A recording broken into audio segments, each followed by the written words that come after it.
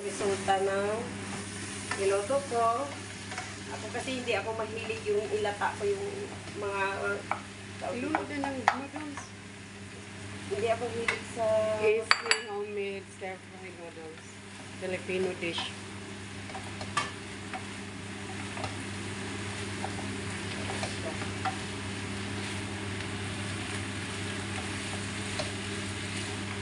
Yummy.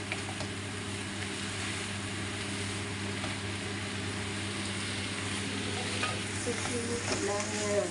Pero masarap na yung kainin. Yeah.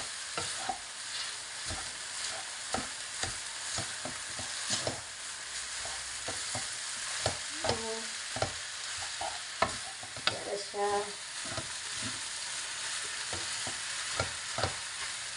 Kung alam nyo na yung test nyo ay baka naalatan kayo o kaya lagyan nyo lang kunting tubig. Tapos yung kuntong tubig na yan, lagyan mo ng kunting asukan para maging level siya.